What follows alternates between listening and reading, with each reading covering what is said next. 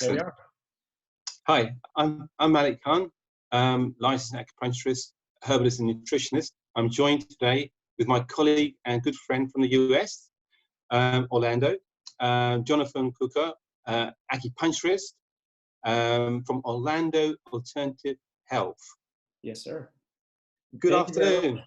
Yeah, good afternoon. Thank you very much for joining me today, Malik. I really appreciate it. Thank you. Great stuff. So I know you're super busy in your clinic, and once again, I appreciate you taking time out, okay, Absolutely. for this interview. Let's just start off with the traditional. Why this particular medicine, particular Chinese medicine? You could have gone to any other field, but why Chinese medicine? So yeah, great question. And it was interesting when I was making my choice to get into this field, I went through several different potential fields to pursue.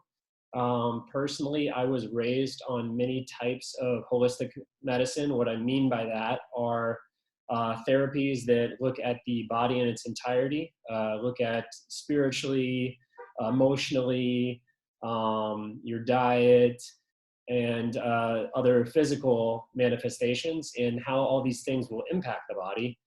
And so with that, I had been a patient of TCM, traditional Chinese medicine, previously. I had a practitioner who I was fairly friendly with, and I talked with her a bunch. And actually, I was going back and forth between acupuncture and chiropractic, and I'd had good experiences as a patient of both therapies.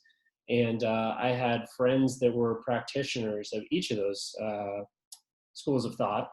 And I kind of bounced different questions off each of them. And in the end, as I investigated a little bit more, acupuncture is what really drew to me. And it's kind of interesting. I don't know about you, but my view now, as opposed to when I was just entering school and had very little knowledge of exactly what the field was about, much for the better. But my view now has expanded so much as I can see the gamut and all the possibilities.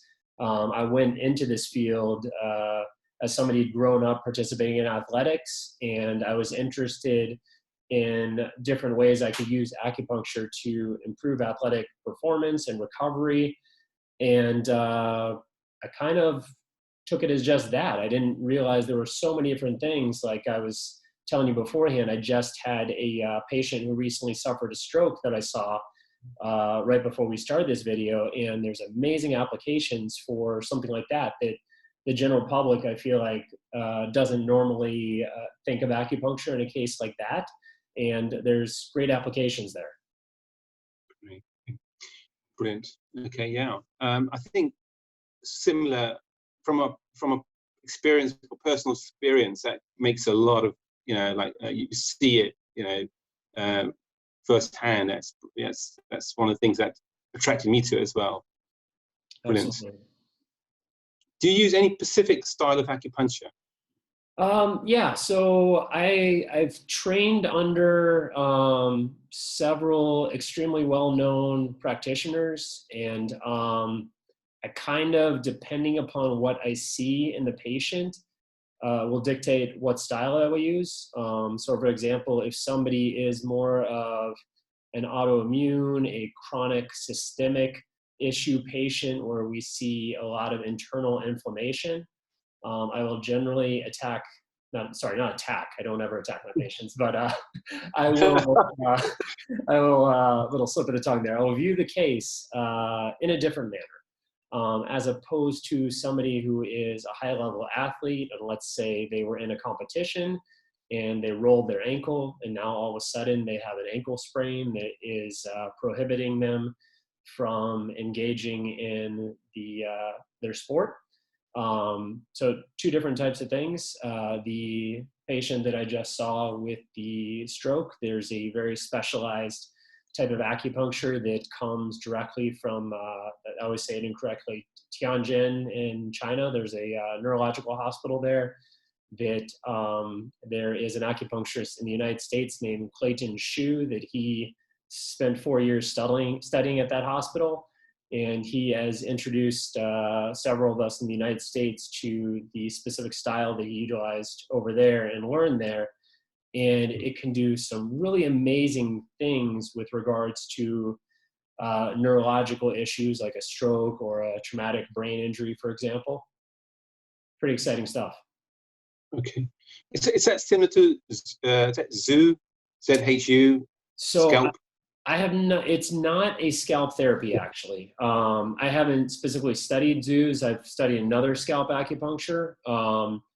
There are sometimes some points that we utilize on the scalp, but for more or less, the fundamental points in this style are many traditional acupuncture points. However, the method of needling and the specific types of manipulations of the needle and the purpose of them to get certain responses, which it's almost like a reconnection of circuits. If you look at the body, it has electricity running throughout it. We're basically stimulating these circuits to kind of complete the connection and have peripheral nervous system signals, so the arms, the legs, different points in those appendages, and then have that sent back up through the peripheral nervous system and essentially send a message to the brain, hey, we need to get things fired back up. Okay, interesting. Yeah, it's very much so it is. But yeah, that was a very good question, interesting one, I thought, because as acupuncturists, you just off the hand said, oh, is that like ZHU's scalp acupuncture? And patients don't know there's all these various types of acupuncture. They just think acupuncture, it's one broad thing. There's one type, there's one needle, but there's so many different applications and ways to go about it. Yeah, brilliant. Okay. What conditions do you mostly treat in your clinic?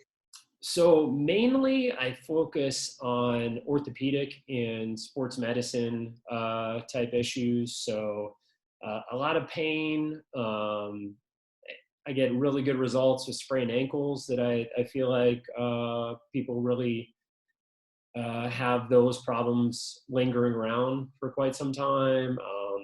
Obviously back pain, neck pain, but just yesterday I had somebody who had shoulder surgery 5 months ago. He's a world champion skydiver, and he suffered a bad injury in competition. And so I did some really dialed in areas using electroacupuncture. So I'll put the needles in and then stimulate them at specific frequencies, and basically just trying to break up the scar tissue there from the surgical incision. And then anytime you have a surgery, it's really important to check the musculature around the incision, because many times the muscles get shut off. So you need to get back in there and stimulate them and fire them back up. So that's kind of what I was doing for him yesterday. And it's really awesome right afterwards. I have them do some movements before and then after, and they can see an immediate change just like that, which is really, really awesome to see. Okay, great. I know you mentioned Clayton Clayton's shoe, is it? Yes. Yeah, great. And sounds like a one of those Oriental names, shoe. Yeah, he is. He's born in the United States, but his heritage is Chinese, so he's Chinese American. Okay. And then he spent 4 years in China specifically studying these techniques. So yeah, he's a really amazing instructor, great acupuncturist. He's in New York City, is where his practice is. Yeah. So I noticed you've got, and also Anthony Lombardi is another that's trained you, or you trained with.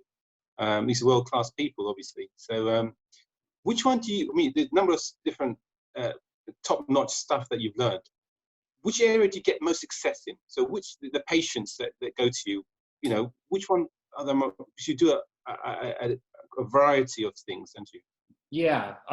So I definitely utilize a lot of the stuff that I've learned through Anthony Lombardi, which generally is electroacupuncture based. So again, put in the needle, use various devices in different frequencies to stimulate the needles. I have not done a lot of marketing of the neurological and stroke specific treatments that I have, which due to this COVID shutdown that we'd experienced, it's given me a little more time to focus on those sorts of things, marketing and getting that out there. So I'm working on putting some things out there to let people know that that sort of treatment is available. But I get really good results utilizing Lombardi's techniques. And I'm not saying that to toot my own horn that I'm an amazing practitioner. I mean, I think I do a good job, but through having very good instructors and having them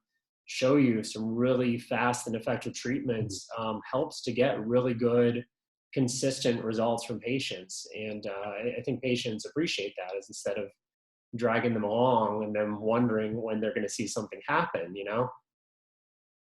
Brilliant. Yeah, yeah. So excellent.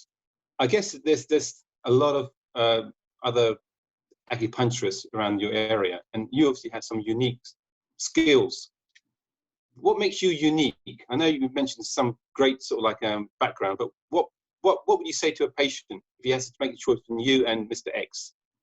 So I think the biggest thing is I am committed to being as good as I can be in providing that for the patient. So I am constantly studying, watching webinars. I might get somebody in and work on an issue on their knee, and then afterwards step back and say, okay, it didn't quite respond in the manner I wanted to. What can I do to make that treatment better? And then I'll find something. And then whether it's that patient's next treatment or the next time I see a similar case, I'll say, oh, okay, well, I've got this new method now. Let's put that into play and present a better treatment. So, no matter what I'm doing, I want to find the best and most efficient ways to do it for my patients so they can get the best results. So I'm committed to bringing them the best possible treatments that they can get. I can't speak for others. I do a lot of training and am committed to education. And I think in this field, since medicine is so complicated and there's so many different things going in the body, to really be a high level practitioner, I think you have to have that dedication and to really apply yourself and focus on what you want to do to be able to provide really top quality results to your patients. Okay, lovely, excellent, brilliant. I don't know whether you've ever had, but I've in the past, when somebody calls up and says things about the cost, oh, that's expensive. What do you say to them? So yeah, that's definitely something that we will encounter often, and I think for that it's a matter of perspective. As far as individual treatment pricing, I know I am not the highest in my area, but I'm also not the lowest. But what people come to see me for, or they come to see you for, they don't come because of their love of having needles stuck in them. I've never had a patient come in and be like, man, you only gave me 12 needles last time. I really need 15 this time. Like, that's, it's not going to be a Friday night unless I get that. Yeah, maybe you've had that experience. I have not. In years of practice, I've never had anyone come in and really want, the needles. That's not generally their goal. So people come to see us for solutions. So they might be we call it soccer over here. You guys most likely, I'm assuming, call it football over there, right? So they might be a football athlete, and I've worked with several and find many times they have hip issues, and could be something in their glutes. There could be some of the quad muscles, just that whole area, looking at the musculature there. Maybe they've gone to another acupuncturist. Maybe they've gone to a physio. Maybe they've gone to an orthopedic surgeon. Nobody's getting the answers to them and the solutions they need. So they come to us. They have a problem. We have solutions. And they're looking for a solution to restoring the function of that hip, which will help them to have a stronger kick, which will help them to run faster on the field, which will give them more agility. So getting back to your question about the price, okay, well, what are your goals? If it's $500 to do this, okay, would you rather do that, get better, and, then do that, or for the next year or two be limping around and not be able to walk as well? I feel it's kind of a matter of perspective. Maybe you don't go out for your cup of coffee every morning for $4 or $5, and you then send that money into treatment and getting yourself better, cut out some other aspect of your life. Maybe there's an adjustment you can make to do more of a focus on your health and kind of veer your finances in a different direction. Yeah, excellent. Yeah, they should view it as an investment, like you're saying. Yeah. Yes, exactly. Yeah. Okay, great. So if I was a patient, and what can I expect on the first treatment? So I called you up, made an appointment. I don't know what to expect. So what should I be looking at? What will happen the first? So come in the office. Ideally, I have online paperwork that I generally have patients fill out first. I try to review that if they filled it out beforehand. When they come in, let's say, for example, they have a pain condition, bad back, for example. I will go through a series of tests. We mentioned Anthony Lombardi previously. He has a system called the X-Store system, which is an evaluation for the lower hip girdle. So some of those muscles I was talking about with the football player. So we'll go through that. We'll do that sort of evaluation, look for any sort of imbalances, any sort of weakness, do some palpation, and then we'll talk a little bit. Say, okay, when did this start? What are you having issues with?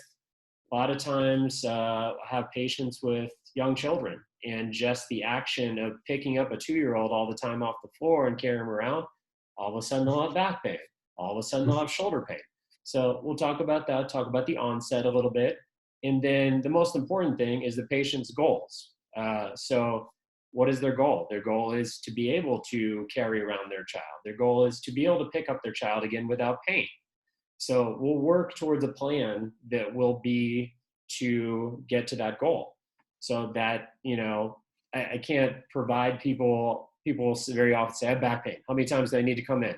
How much is it going to cost? Without doing that sort of evaluation, it's very careless to just say, okay, it's going to be $1,000, come in, we'll take care of your back. That will probably work, but at the same point, it's important to do that sort of evaluation, find out the patient's goals, the patient's expectations, make sure that I can deliver that, because I'm not going to unrealistically promise, okay, yeah, sure, you come in, you see me one time, I'm going to, fix your back, your shoulder, your sleep problems, your digestive problems, and I'm going to give you the winning lottery ticket all in one visit, So it's important to have that sort of communication, make sure everybody's on the same page, make sure we're working towards the same goals. And many times I get patients a little bit of homework, maybe some exercises to take home afterwards.